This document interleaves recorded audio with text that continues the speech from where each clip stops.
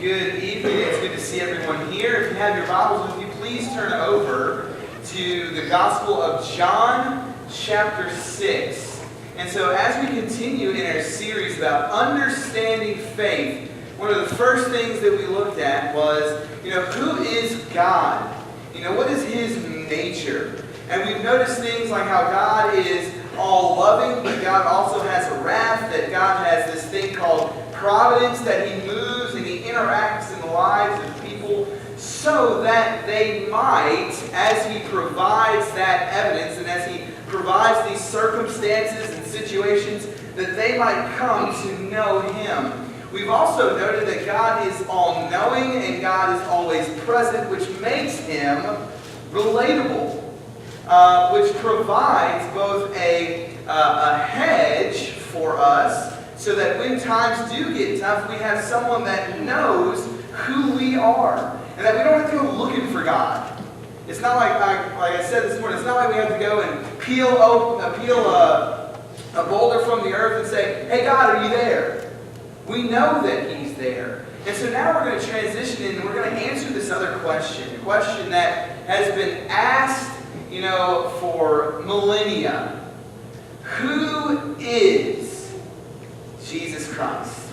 Who is He? Because here's the thing, you walk down the street in modern day America and you ask that question to 10 people and you might get 10 different answers. C.S. Lewis once said, Jesus is either a liar, lunatic, or Lord. But some people will say, well, maybe He's just a good moral person. Maybe He's just a good teacher that's on par with all of the great, moral philosophers that have ever been around. Or maybe He's just a great social reformer, that He, within His own system of Judaism, moved people from a sense of legalism to being able to handle people with a sense of grace and mercy. And the question we have to ask is, who is He? And what does the Bible say about Him? What did Jesus say about Himself? And so it's interesting that, me and Milton weren't in cahoots tonight about the song selection, but it's interesting that the very last verse of the song that we just sang says, eternal life, eternal joy, He's my friend. See, that's a guarantee and that's a promise in that song, that in a relationship with Jesus, it is a friendship that has eternal joy and provides eternal life. Now, the question is, does Jesus say that about Himself? And in John chapter 6, and y'all are going to love this, John chapter 6 is all about food. So I'm like, what? I don't remember reading that about John chapter 6. It doesn't say in the heading, all about food. But John chapter 6 absolutely, positively is all about food. And here's the thing, who doesn't love food? I do. I love it. And so what we see in John chapter 6, and we'll give a quick synopsis, certainly the chapter's 58 verses, and we're not going to go line by line, but here's the setting. Jesus in John chapter 6, at the beginning of John chapter 6, has a massive following, a group of people that are following Him. Both mixed in there are disciples and some people that are curious about Jesus, and it says there that they followed Him because they saw the signs of what He did with the sick people. And so, in that, Jesus then feeds 5,000 people with fish and bread. And from that point, Jesus goes on, the disciples are on the water. We have that famous scene where the waves and the winds and the storms rage, and Jesus shows up and He says, "It is I, do not be afraid." And so we have this setting that these miracles have been done to confirm who Jesus is, to reinforce the teachings of Jesus about who He is, why He's here, and what's the benefit for people to follow after Him. And so we pick it up in John chapter 6, verse 22. Now, if you had seen all of that, If you had seen this guy who had fed 5,000 people with some fish and some loaves of bread, and you had already been following because of signs, you at least, at the bare minimum, would be intrigued. You at the bare minimum would want to know, what is this guy all about? Who is this guy?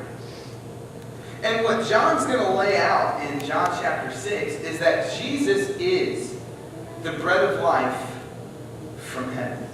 That Jesus is the bread of life from heaven. It says in verse 22, on the next day the crowd that remained on the other side of the sea saw that there had only been one boat there, and that Jesus had not entered the boat with his disciples, but that his disciples had gone away alone.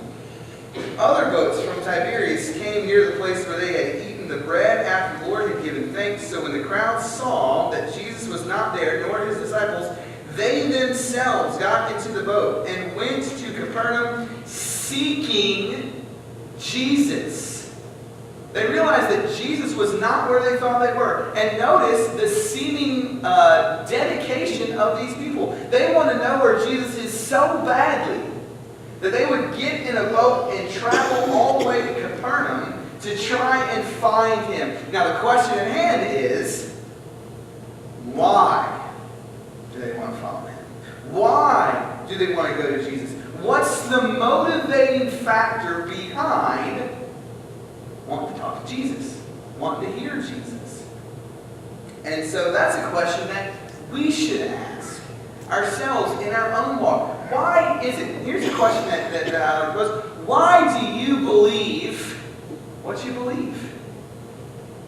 Why do you follow Jesus? What's the motivating factor behind that? And we're going to see that what starts out as something good can lead to false motives for following Jesus. And it says there in verse 25, when they found him on the other side of the sea, they said to him, Rabbi, which means teacher in Hebrew, when did you come here? And notice, they're trying to start a conversation with Jesus, and Jesus cuts right to the chase. Jesus sees past the facade. Jesus sees past the false humility, maybe, of these people. And he says, truly, truly, I say to you, you are seeking me not. Now, when Jesus says, you're seeking me, and then follows that with a not, that's a bad day. That's not a point in time where you're like, yes, I can't wait for what he's about to tell me. It's, I cringe because of what he's about to tell me. He said, you seek me not because you saw the signs, but because you ate your fill of the bread. This word bread here is used in chapter 6 alone 18 times. Which means it's a key word. It's 18 times. Jesus is appealing to bread because that is the food of the day. That's where people find their sustenance. That's where they go for that's what they eat primarily as the main course of food. That and fish. And so Jesus says, you're not coming after me because there's this spiritual mindset that you have. You're coming after me. You're following me because you believe that there is something superficial that you can gain by being connected to me. There's a status that is connected when you're with Jesus. And we even see this with his disciples. We have 2 disciples in the Gospels that say, hey, when you come into your glory, we want the position of honor. And that's no different than what these people are doing. Hey, we don't want the teaching that you have. We don't want the salvation that you offer. We want the superficial status and the superficial things, the physical things, that you can provide for me. And if we're not careful, we can experience that too. We can have the mindset that I go to church just so I can walk around and tell people I go to church. That's what Jesus offers me. Jesus offers me at the pinnacle of following Jesus is so that I can walk into work and tell people I go to church. We can go to our classmates and say, I sat through worship. We can tell our family who we believe might be a little bit more immoral than we are. We can say, well, I'm not as bad as them because guess what? I sat through the long-winded preacher. How is that any different than saying, Jesus, I'm here just for a meal?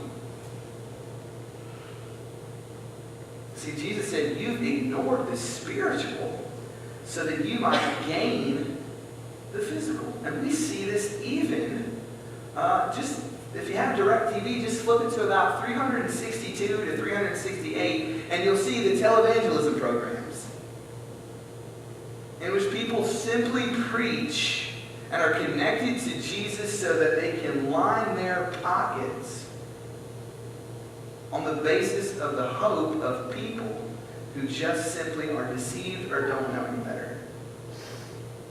And he says, you're here because your bellies were full. And isn't it interesting that when they come in contact, as he's going to talk about, with the actual bread of life, and he notes the real reason why they're there, there seems to be no attitude of repentance. It would have been much easier if they had just come and said, you know what, Jesus, you're right. We came here for superficial reasons. We came here for A, B, C, or D, and none of that is connected with wanting an actual, viable relationship with you. Notice what they say.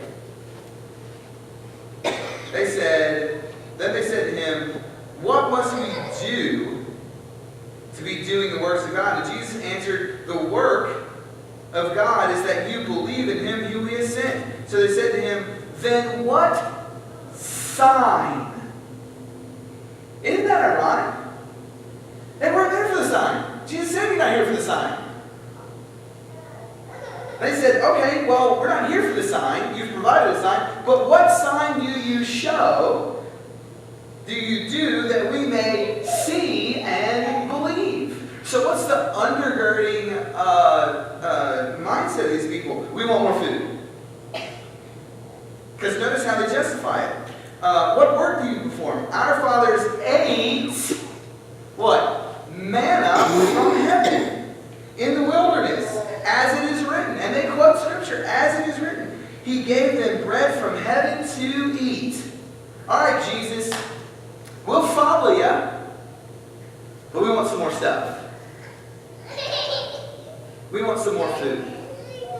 As if the only reason, as if the relationship with Jesus solely depends on the physical. Let me ask you a question. If everything that you owned and everything that you had disappeared tomorrow like that, would you say, Lord, I can't follow you anymore because I don't have any more stuff? And how often do we see people that do that? I mean, I wonder, and as bad as tragedy as it is, I wonder how many people during this storm season, whether that's in Texas or Florida and Puerto Rico, will give up their faith because their stuff is gone. Well, Lord, if the bank account isn't where I need it to be, I guess you're just not God. Well, Lord, if I can't get A, B, C, or D from you, what's the point in following? And then we look at certain scriptures and then we say, okay, Lord, if you're God, if you're real, then will you give me stuff? And we don't realize what we're doing. That when I have that mentality spiritually, I am cheapening the cross. Because I'm telling God that the cross, the purpose of the cross is only to meet my immediate, superficial needs that are physical and not spiritual. And notice what Jesus says. Jesus says to them, truly, truly, I say to you, it was not Moses who gave you bread from heaven, but my Father gives you true bread from heaven. And so what we see here is that Jesus is going to is going to start equating himself to the manna that fell from heaven. That just as God sent manna, superficial manna from heaven, God actually sent true manna, the true bread of life that is in the presence of these people, so that they might partake and be full, not physically, but spiritually.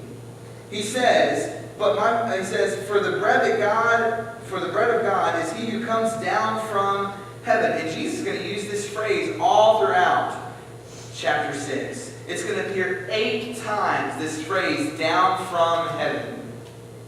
He uses bread 18 times, down from heaven another 8 times, and he's making the connection that what you seek physically, I am spiritually for you. And notice what he says in verse 38. For I've come down from heaven, not to do my own will, but the will of him who sent me. And this is the will of him who sent me, that I should lose nothing of all that he has given me. Verse 40. For this is the will of my Father, that everyone who looks on the Son and believes in him should have eternal life. Because he's going to mention to these people very shortly that while the feat that took place in the wilderness was great, and that while it provided everything that the people needed in the wilderness, they ate manna. And you know what they did? They died. He said they ate all the manna, as it said this morning class, and quail that they could feed themselves on. And you know what they did? They ate it, they ate it, they ate it, they got sick of the quail, and you know what the entire generation did, with the exception of a couple people? You know what they did? They died. Because they were more concerned about what they filled their stomachs with than getting closer to God. And Jesus says, if you partake of me, the bread of life from heaven, you will never, ever experience death. And so in verse 45 it says, it is written in the prophets, everyone who has heard and learned from the Father comes to me. Not only that anyone has seen the Father, except he who is from God, he has seen the Father. Truly, truly. Now when you see Jesus say truly, truly, he is making an emphatic point. He's like saying, if you don't hear anything else that I'm saying, note this. And he says, truly, truly, I say to you, whoever believes has eternal life. I am the bread of eternal life. Your fathers ate manna in the wilderness and they died. This is the bread that comes down from heaven, so that they may eat of it and not die. I am the living bread that what? Comes down from heaven. And at this point, as you read the text, you're like, I think Jesus beat this horse to death. But he has to, because of the people that he's dealing with. And notice the question that's on their mind that Jesus is going to answer now is, so what? Who cares if you're the bread that comes down from heaven? What's the benefit? Well, he said, hey, you're not going to die. And the question he's asking is, okay, so are you talking physically or spiritually? And he's speaking in spiritual terms. And these are some of the rewards that he notes in verse 53 to 58. The Jews then disputed among themselves, saying, how can this man give us his flesh to eat? They're thinking, cannibalism? What? And so Jesus said to them, truly, truly, I say to you, unless you eat of my flesh, of the Son of Man, and drink his blood, you have no life in you. And so Jesus says to these people, unless you consume all of him in a spiritual sense, there is no way that you can have all of the abundant life. Because you know the biggest problem for the Jews in the Old Testament was idolatry. And at this point, they're not worshiping Jesus. They're not worshiping God. They're worshiping food. They've put bread at the top of their list. They've put the physical in place of the spiritual. And Jesus says, if you're not willing, and he says this multiple times in the Gospels, if you're not willing to go all the way for me, you have no part in me. But when I consume the bread of life that's from heaven, I have an abundant life. And he says again, whoever feeds on my flesh and drinks of the blood has eternal life, and I will raise him up on the last day. Another benefit for consuming the bread of life that is from heaven is that he will raise me up on the last day. O death, where is your sting? Sin, where is your victory? If I have consumed the bread of life from heaven, I can confidently rest assured that that verse that was just quoted is absolutely, positively true. And it gives me the ability to walk through life and navigate life without questioning whether or not at the end of my days, me and God will be face to face. And if you have that type of peace, and if you have that type of comfort, there's nothing that can happen to us in this life that can separate us from that guarantee.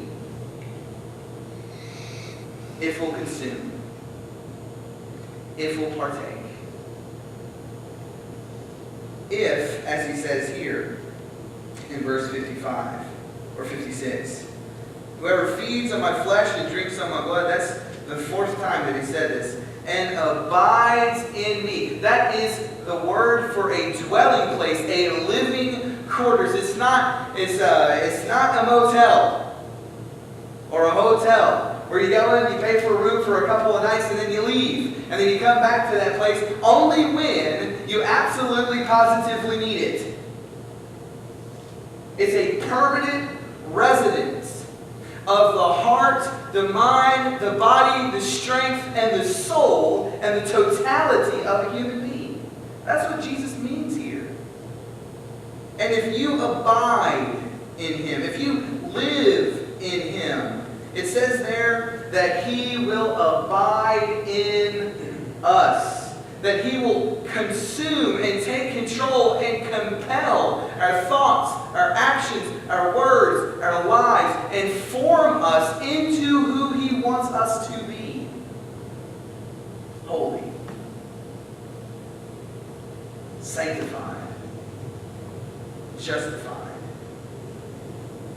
In verse 58 he said, this is the bread that came down from heaven. Not like the physical stuff that your fathers ate and died. Whoever feeds on this bread, last one, will live forever. Isn't it interesting that in the world that we live in, a multi-billion-dollar industry is focused on making people feel and look younger? And you know what's interesting?